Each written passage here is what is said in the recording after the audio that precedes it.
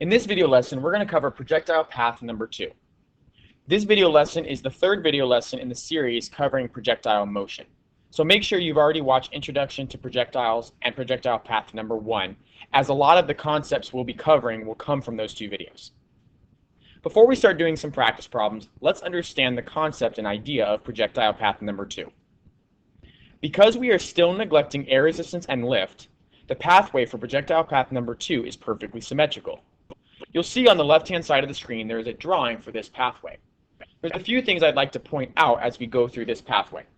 The first thing I want to point out is the fact that the object, whatever it is starting and ending at the exact same height. So the object begins and ends at the indicated height. Now you'll notice that the motion map is drawn for this object. The first part I'd like to point out is the diagonals. The diagonal arrows is what's actually taking place in real life. So let's first notice the pathway that the object actually takes. You'll notice being highlighted in red right now is the actual pathway, which is diagonal. It levels out towards the top and then starts to move downwards as it goes back to the original height. Now, if you remember from the last video lessons that we talked about, if you drew a force diagram for this object, the only force acting on a projectile is the force of gravity. Because we're neglecting air resistance and any sort of lift or drag forces that could be acting on the object, the velocity is going to change only in the y. The x velocity is going to remain the same. That's why you can notice if we split up those diagonal vectors, the x velocity is going to be the same length at every point of the projectile path.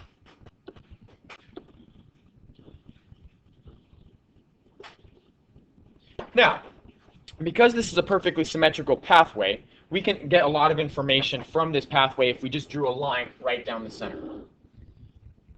Because it's perfectly symmetrical, and we are assuming that the initial and the final height are the same, the angle and the velocity are conserved. What that means is this. Let's first talk about the angle.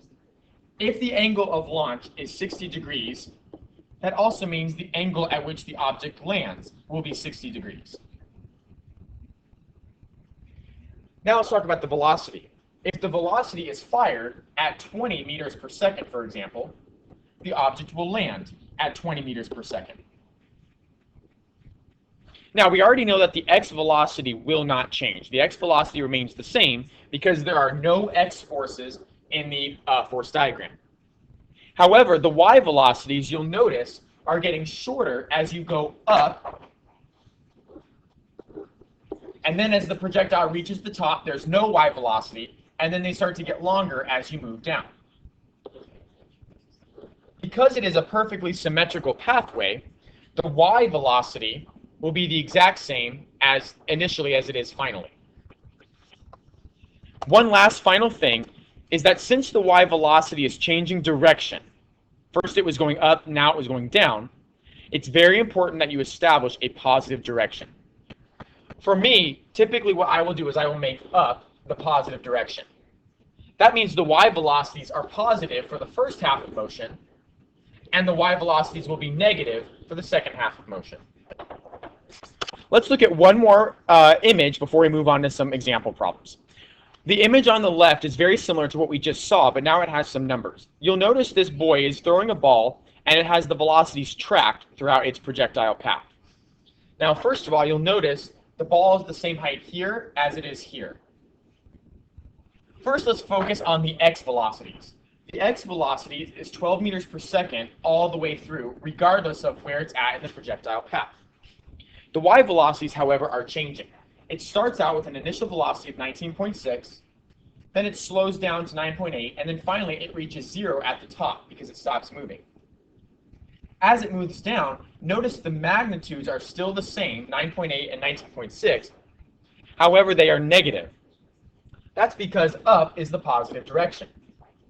So since up is the positive direction and velocity is facing down as it goes back down, that is why they will be negative. On the animation to the right, it's showing the same thing, however, just with motion. You'll notice that the x velocity is a constant 60 meters per second the entire time, but as time goes on, the y velocity is going to be changing. The y velocity will have an initial velocity, and it will start to decrease, reach 0 at the top, and then turn into negatives as its pathway goes further and further down.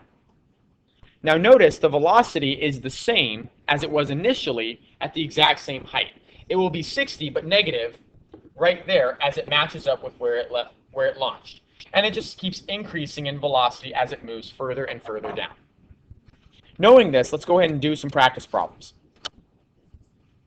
Okay, consider this example number 1. A football is kicked off the ground with a velocity of 15 meters per second directed 30 degrees above the horizontal. The football lands some distance x from the spot where it was kicked. The football lands the same height as it was kicked from. We're asked to solve for 3 questions. A, how long is the football in the air for? B, how far away is it when it lands? And C, what is its final velocity when it hits the ground? Okay, first thing we want to do for any projectile problem is we want to draw a picture so we can understand the idea of what's going on. So I know that this football is being kicked from an angle of 30 degrees to the horizontal, and it travels and it lands the same ground at which it was kicked from. So it's projectile path number 2, which means the angle is conserved as well as the initial velocity. We're told the initial velocity is 15 meters per second. Now, contrary to projectile path number 1, this velocity of 15 meters per second is diagonal, which means that 15 meters per second is going to have x and y component. But since it's a perfectly symmetrical pathway, I know it will also land at 15 meters per second, 30 degrees to the horizontal. Now that we know that picture, let's now go ahead and figure out and solve for our x and y table. Remember, we need to know what the initial is, final, acceleration, time, and then displacement, both in the x and in the y. First of all, we need to figure out what is the initial velocity in the x and y. Since our velocity given is both x and y because it's diagonal, we need to split that up. So what I'm going to do is I'm going to do that off to the side here. I know that it's 15 meters per second is the hypotenuse. I want to figure out what is the x component of velocity and what is the y component of velocity, knowing that my angle is 30 degrees. First, let's find the x component. The x component is going to be 15 meters per second times the cosine of 30 degrees. If I solve for that, make sure your calculator is in degrees. The cosine of 30 times 15 is going to give me an x velocity initially of 13 meters per second. And so that's what I will plug in to my x column for initial velocity. Now, since there is no acceleration ever in the x direction, that also means my final velocity in the x will be 13 meters per second. Now let's figure out the initial velocity in the y.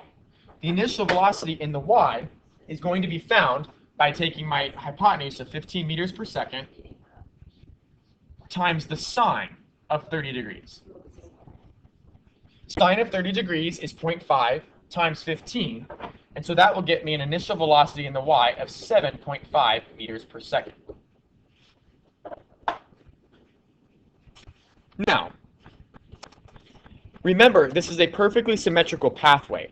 So if the initial velocity is 7.5 meters per second in the y direction, that also means the final velocity will have the same magnitude of 7.5 meters per second.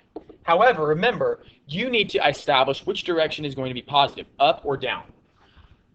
I'm going to make up positive, which means this initial velocity is facing up, is positive, and this final velocity would be negative.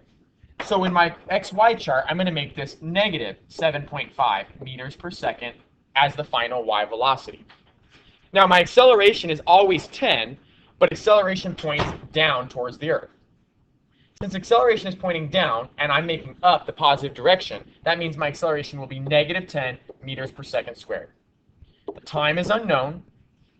I do not know how far in the x direction that the object goes, but I do know what the displacement in the y is. Since it started and ended at the same height, my displacement in the y is actually 0, because it is on the same height that it started with. Now that we know all that information, let's go ahead and solve our questions. Letter A asks how long is the ball in the air for, or in other words, it wants time. Now remember, time is the same for both columns, but which column information do we want to use? Since time is dependent on y values, because the ball is in the air and it's gravity that pulls it down towards the Earth again, we need to use the y values to figure out what our time is going to be. I know all my y values except for time. When I think about the two formulas that have time in them, there's this one, which is our kinematic equation number 1, and then there's also this one, which is kinematic equation number 3. Both of them have time, and we have the information for both. I'm going to go ahead and, oops, it's not cubed, it's squared. I'm going to go ahead and use the first one because that would require me not to have to use the quadratic formula. So, to find out time, my final velocity in the y direction is negative 7.5 meters per second. Remember, I'm using all y values. That's equal to my initial velocity is positive 7.5 meters per second, plus my acceleration is negative 10, and then times t. If I start to simplify that to get my answer, what I'm going to do is I'm going to take this positive 7.5 and subtract it from both sides.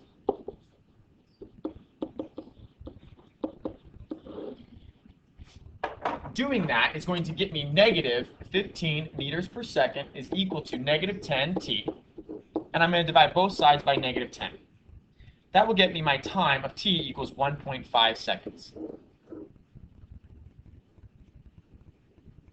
Now let's look at letter B. Letter B asks how far away is it when it lands? Move some of this information. When it asks for how far away is it when it lands, it's asking for x. Since it's asking for x, I need to use x values in order to solve for this. What I'm going to end up using is I'm going to use my formula for velocity that's rearranged. X equals v initial times t. It's important to note that this is actually coming from kinematic equation number 3 that looks like this. However, I'm able to get rid of this second term because the acceleration is 0 in the x direction. And we went over this in projectile path number 1. So to figure out how far the object went, I'm going to take my initial velocity in the x direction, which is 13 meters per second, times the time it's in the air for, which I now know is 1.5 seconds. Multiplying those two together, I'm going to get my distance is 19.5 meters. The final question is, what is its final velocity when it hits the ground? Remember, this is a perfectly symmetrical pathway. So if it initially was shot at 15 meters per second, its final velocity will also be 15 meters per second. The way we would justify our answer for this is not using math, but using logic. So what I would want to do is I would want to explain how I know it's 15 meters per second. And that is, since there is no x forces,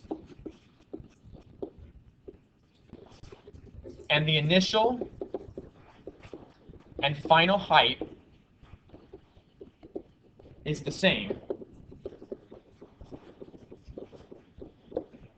then the velocity is conserved.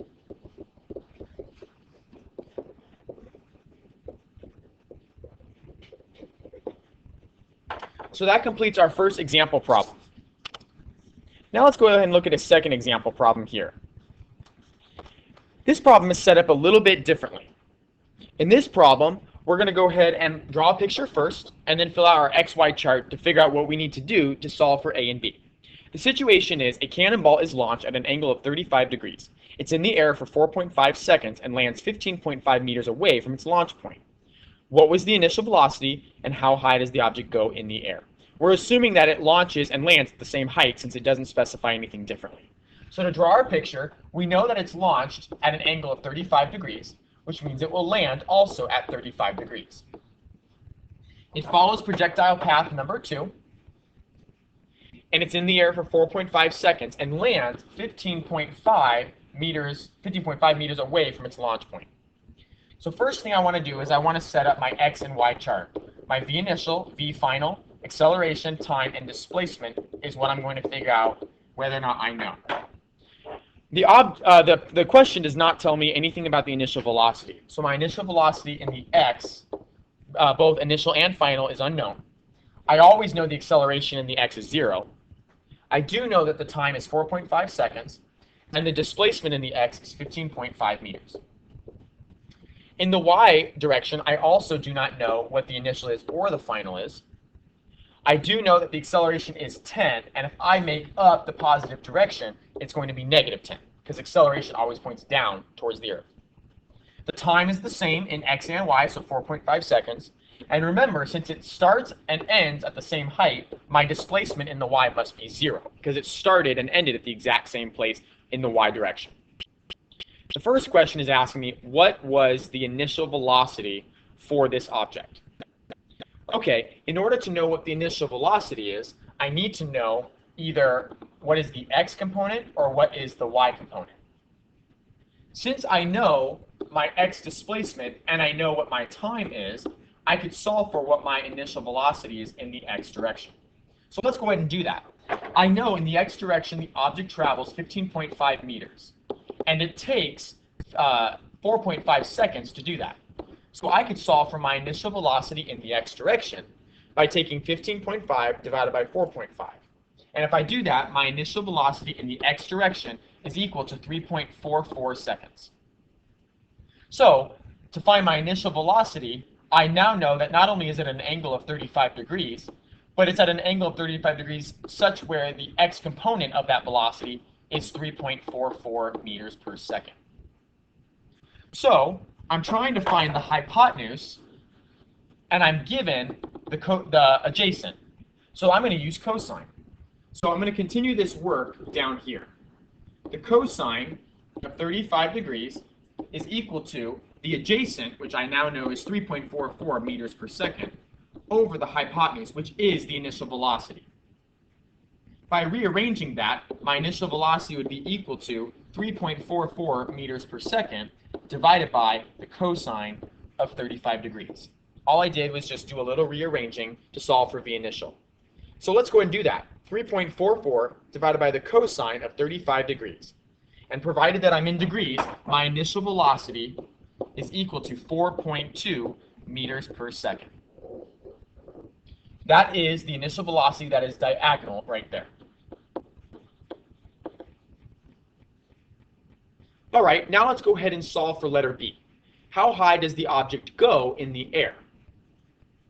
So in other words, it wants to know what is its max height, which is right there at the top. Now, what do we know about the condition of the object when it's at its max height? Well, we know it's at its max height when the velocity in the y direction is equal to 0. Because remember, at the top of the pathway, and we can go back, at the top of the pathway, there is no y velocity. So it's 0 at that point. So in order to answer letter B, how high does the object go, we're just going to solve for it in such a way where we know that the final velocity in the y is 0. So let's go ahead and do that. This is B down here. I know that the initial velocity in the y direction is something I can solve for. The initial velocity in the y direction is going to be this part right here. I know the hypotenuse is 4.2, and this side right here is the opposite. So by doing sine of 35 degrees times the hypotenuse, which is 4.2 meters per second, I can figure out what my v initial in the y is. Sine of 35 degrees times 4.2 gets me an initial velocity in the y of approximately 2.4 meters per second. Now, that's initially when it's taken off from the ground. When it reaches the top of this of the arc, the final velocity in the y at that point will be 0. I know the acceleration is going to be negative 10, and so I can solve for y using my kinematic equation number 2, which is this one right here. V final squared equals V initial squared plus 2 times A times y. The V final at the top is going to be 0. That's equal to the V initial, which I have to use the y value of what we just found is 2.4 squared plus 2 times the acceleration is negative 10 times y. Let's go ahead and simplify that. 0 squared is 0. That's equal to 2.4 squared, which is 5.76. Plus 2 times negative 10 makes this minus 20y. Bringing the 5.76 over, I get negative 5.76 equals negative 20y. And I divide both sides by negative 20 to get what my y value would be. Negative 5.76 divided by negative 20 is going to get me a y displacement of 0.288 meters. So not very high. This concludes the video on projectile path number 2.